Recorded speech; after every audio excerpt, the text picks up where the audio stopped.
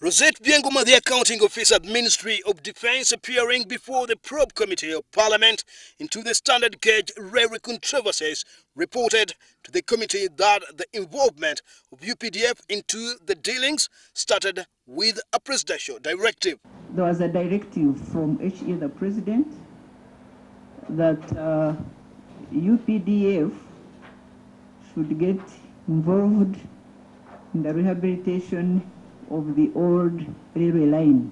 The directive was later followed by another presidential order that 15 UPDF officers be sent to China for training in gauge railway construction. In 2012, Byengoma told the committee that the president summoned a meeting in State House and told them that they were going to partner with CHEC to construct the standard gauge railway.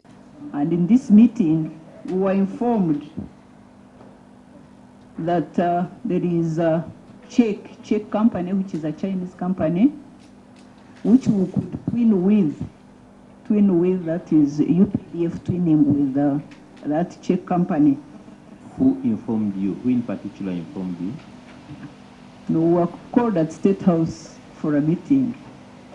And of course, in that meeting, the chairperson was the president.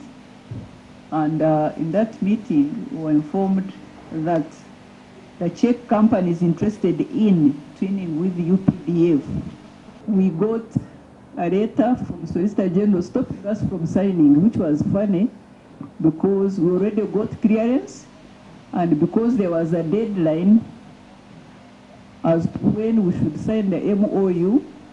We signed the MOU on 18th, and we got another letter from Solicitor General stopping us from signing after we had signed. In spite of Byengoma's play down of the Solicitor General's legal opinion, Byengoma again reported to the committee that President Museveni and his Minister for Presidency directed her to write to Ministry of Works and Uganda Railways Corporation and no objection later not to raise any red flag on China Harbour and Engineering Construction Company. We had been asked to write to Uganda Railways Corporation and Ministry of Works to get a no objection letter.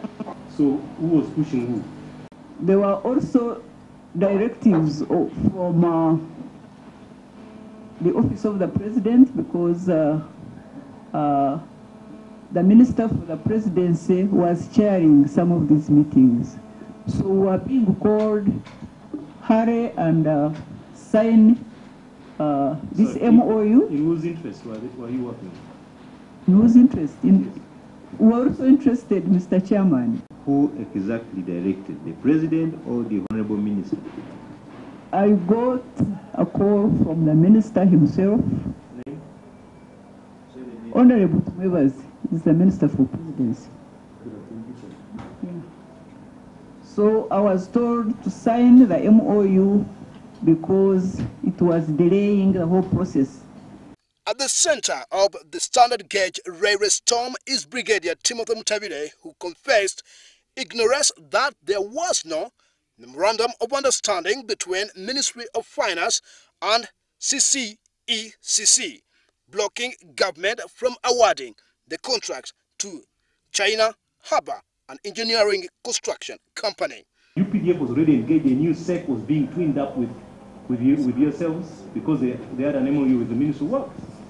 The period of that MOU, of that due diligence, is in 2013. But I'm talking about the period before 2012 up to 2012. CHEC was not in the picture. CHEC. But CHEC was already in the picture. Up to 2012, yes. CHEC were not in the picture. Yes. But CHEC was, yes. And that's why we visited them in Tanzania to ask them to offer an MOU for capacity building, and they did not. Timothy Bassi, the Star Vision, Parliament.